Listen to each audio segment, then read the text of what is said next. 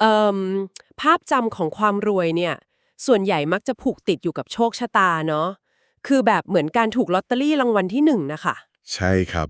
คนมักจะมองว่ามันเป็นเรื่องของดวงอือฮึถ้าใครสักคนโชคดีเกิดมาถูกที่ถูกเวลาหรือว่าคาบช้อนเงินช้อนทองมาเกิดคนก็มักจะมองว่านั่นคือตั๋วที่ถูกรางวัลไปแล้วแต่ข้อมูลที่เราจะมาเจาะลึกกันในวันนี้เนี่ยมาจากผู้ชายที่ท้าทายความเชื่อนั้นแบบสิ้นเชิงเลยค่ะ อ่าเขาประกาศชัดเจนเลยนะครับว่าการทำเงินไม่ใช่สิ่งที่เป็นไปตามยถากรรมใช่เลยค่ะ เขาบอกว่ามันคือทักษะที่คุณสามารถเรียนรู้ได้ วันนี้เราเลยจะมาสำรวจแนวคิดจากหนังสือ The Almanac of Naval Ravikant โดยเฉพาะช่วงหน้า 21-30 รวมไปถึงข้อมูลบันทึกแนวคิดต่างๆของเขา เพื่อหาคำตอบว่า อะไรคือกลไกเบื้องหลังที่บอกว่าความมั่งคั่งคือสิ่งที่สร้างขึ้นได้ เอาล่ะ เรามาค่อยๆแกะรอยเรื่องนี้กันค่ะ ได้เลยครับคือถ้าเราจะเข้าใจว่าข้อมูลชุดนี้สำคัญยังไงเราต้องดูที่มุมมองที่แตกต่างของนาวาลก่อนครับเขาแยกเรื่องของความมั่งคั่งออกจากความเชื่อเดิมๆที่เราเคยได้ยินมาตลอดเลยแบบว่าให้เราเตรียมตั้งคำถามกับทุกอย่างที่เคยเชื่อมาเลยใช่ไหมคะ ถูกต้องครับก่อนที่เราจะไปเรียนรู้วิธีสร้างความมั่งคั่งเนี่ยเราต้องเข้าใจก่อนว่าแนวคิดเหล่านี้มาจากไหน อือหือมันไม่ได้มาจากคนที่รวยมาตั้งแต่เกิดแน่ๆใช่ไหมคะ ไม่เลยครับ เขาเริ่มต้นจากศูนย์เลยนาวาลเกิดที่นิวเดลีประเทศอินเดียในปี 1974 ครับ แล้วย้ายมาอยู่ที่ย่านควีนส์ในนิวยอร์กตอนอายุแค่ 9 ขวบ โห9 ขวบเอง เป็นผู้อพยพที่ยากจนด้วยใช่ไหมคะ ใช่ครับ พ่อของเขาเคยเป็นเภสัชกรที่อินเดีย แต่วุฒิมันใช้ไม่ได้ที่อเมริกา ก็เลยต้องไปทำงานในร้านขายฮาร์ดแวร์แทน และสุดท้ายครอบครัวก็แตกแยกครับ อ่ะฮะ แล้วแม่เขาล่ะคะ แม่ต้องทำงานหนักมากครับ แถมต้องเรียนไปด้วยพร้อมๆกัน สิ่งที่เกิดขึ้นคือเขาเติบโตมาแบบ latchkey kid ครับ เอ่อ latchkey kid นี่คือเด็กที่ต้องดูแลตัวเองหลังเลิกเรียนใช่ไหมคะ แบบพกกุญแจบ้านเองอะไรแบบนี้ ใช่ครับ เด็กที่ไม่มีผู้ใหญ่คอยดูแลหลังเลิกเรียน ต้องพึ่งตัวเองตั้งแต่เด็ก งานแรกของเขาตอนอายุ 15 คือการไปส่งอาหารอินเดียเถื่อนหลังรถตู้ครับ โหฟังดูอันตรายจังเลยค่ะ แล้วมีงานอื่นอีกไหมคะ มีครับ เขายังรับจ้างล้างจานในโรงอาหารด้วย คือฟังดูเป็นสูตรสำเร็จของคนที่อาจจะหลุดออกนอกระบบไปเลยก็ได้นะเนี่ย เอาจริงๆมันเสี่ยงมากครับ แต่กลายเป็นว่าสถานที่รับฝากเด็กหลังเลิกเรียนของเขา กลับเป็นห้องสมุดประชาชนครับ ห้องสมุดประชาชนในย่างอันตรายเนี่ยนะคะ ใช่ครับ และหนังสือก็กลายเป็นเพื่อนที่ดีที่สุดของเขา จากเด็กห้องสมุดตรงนั้น เขาก้าวกระโดดไปเรียนที่มหาวิทยาลัยดาร์ตมอธแล้วก็ก่อตั้งบริษัทอย่าง Opinions ตอนอายุ 25 อือหือแล้วก็มี Angel List ตอนอายุ 34 ด้วยใช่ไหมคะ ถูกเลยครับ แถมยังเป็นนักลงทุนยุคแรกๆให้กับ Uber แล้วก็ Twitter จนได้ตำแหน่ง Angel Investor of the Year ในปี 2018 ด้วย โห นี่มันเรื่องราวต้นกำเนิดของซูเปอร์ฮีโร่ชัดๆ เลยนะคะเนี่ย แต่พลังวิเศษไม่ได้มาจากแมงมุมกัดนะ มาจากหนังสือในห้องสมุดประชาชนแทน ใช่ครับ สิ่งที่น่าหลงใหลในจุดนี้ก็คือ ความยากลำบากพวกนี้แหละครับที่หล่อหลอมให้เขามีความพึ่งพาตัวเองได้ หรือที่เรียกว่า self-sufficient คือเปลี่ยนความโดดเดี่ยวให้กลายเป็นต้นทุนทางปัญญาที่แข็งแกร่งใช่ไหมคะ ใช่เลยครับ การที่เขาต้องอ่านหนังสือเองทำให้เขาได้เรียนรู้ภูมิปัญญาจากนักคิดระดับโลกมากมาย ซึ่งมันนำไปสู่กฎเกณฑ์ใหม่ของการสร้างความมั่งคั่งในแบบของเขาครับ อ่าฮะ จากเด็กที่ไม่มีอะไรเลยทำไมเขาถึงกลายเป็นคนที่นิยามการทำเงินเสียใหม่ได้ เพราะเขาไม่ได้มองว่ามันคือโชคชะตาใช่ไหมคะ แต่มันคือทักษะ แม่นยำมากครับ มีประโยคเด็ดอันหนึงของเขาที่บอกว่า การทำเงินไม่ใช่สิ่งที่คุณแค่ลงมือทำแต่มันคือทักษะที่คุณสามารถเรียนรู้ได้ ซึ่งเขามีการทดลองทางความคิดอันหนึงที่น่าทึ่งมากเลยนะคะ ที่บอกว่าถ้าเขาสูญเสียเงินทั้งหมดที่มี แล้วถูกจับไปทิ้งไว้ที่ถนนสุ่มๆสักแห่งในประเทศที่พูดภาษาอังกฤษ ครับ ภายใน 5-10 ปีเขาจะกลับมาร่ำรวยอีกครั้งครับโหฟังดูมั่นใจมากเลยนะคะทำไมเขาถึงกล้าพูดแบบนั้นล่ะคะ เพราะเขามองว่ามันคือทักษะไงครับ มันมีระบบอยู่ และที่สำคัญคือ เขาแยกความแตกต่างระหว่าง3คำนี้ออกอย่างชัดเจนครับ คือคำว่า wealth money และ status สถานะทางสังคม คนส่วนใหญ่มักจะเอา3คำนี้มาปนกันใช่ไหมคะ ใช่ครับ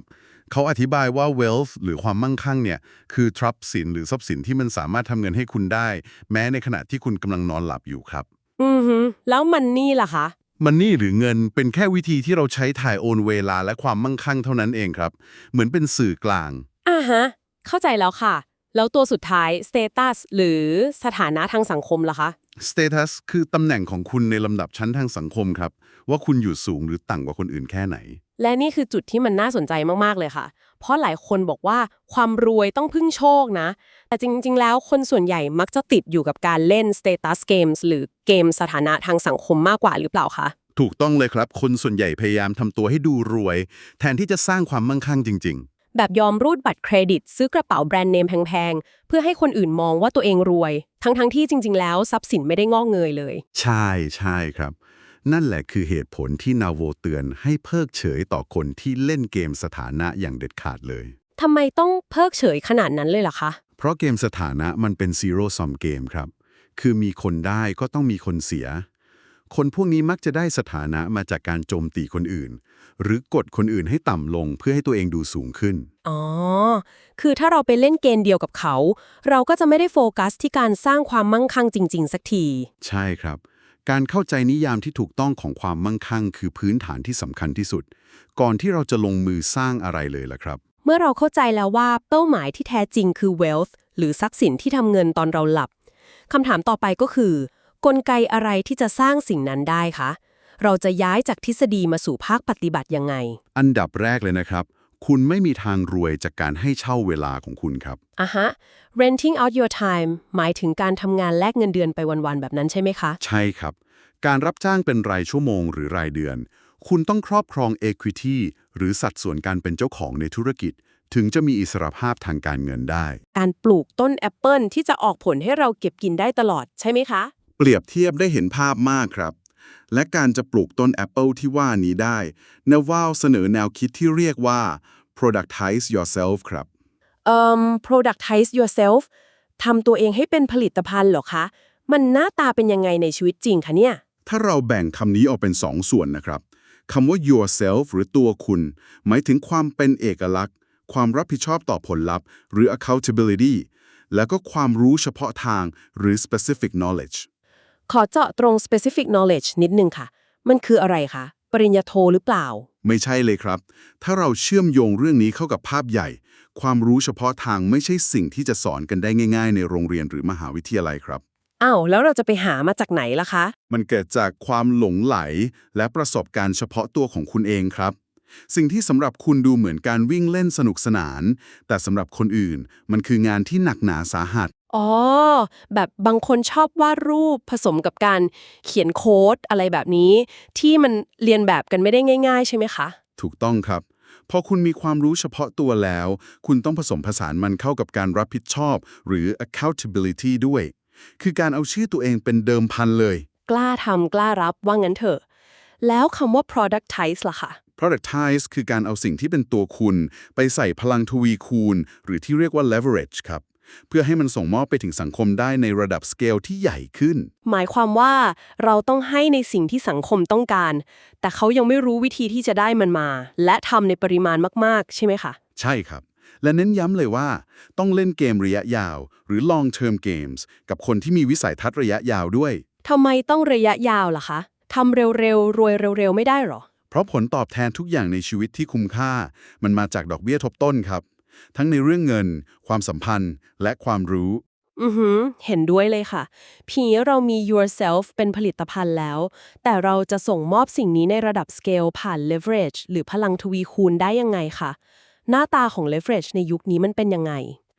leverage ในอดีตกับปัจจุบันต่างกันมากครับ สมัยก่อนเรามี permission leverage หรือพลังทวีคูณที่ต้องขออนุญาตครับ ต้องขออนุญาตใครคะ ก็อย่างเช่น ทุนหรือ capital เราก็ต้องไปขอเงินกู้จากนายทุน หรือแรงงานเราก็ต้องโน้มน้าวให้คนยอมมาทำงานให้เรา ทุกคนต่างแย่งชิงสิ่งเหล่านี้กันครับ โห ฟังดูเหนื่อยนะคะ ต้องรอให้คนอื่นอนุมัติถึงจะเติบโตได้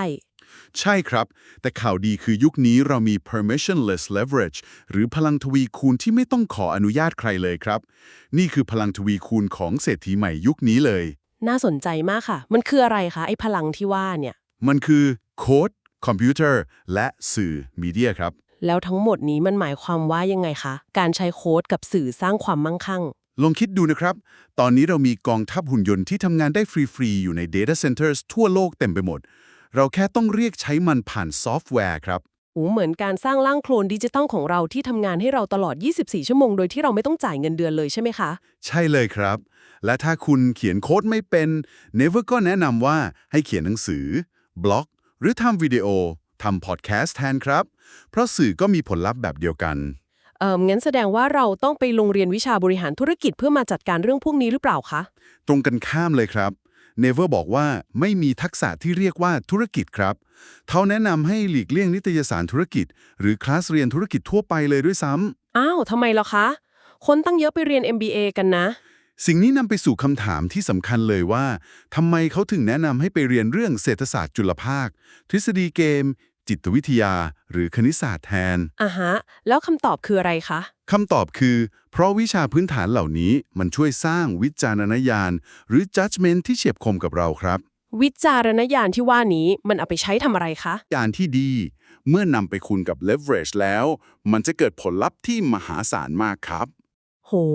เข้าใจภาพเลยค่ะ คือต้องมีวิจารณญาณเป็นตัวกำกับทิศทางก่อนจะเหยียบคันเร่งที่เรียกว่า leverage ใช่ไหมคะ ใช่ครับถูกต้องเลย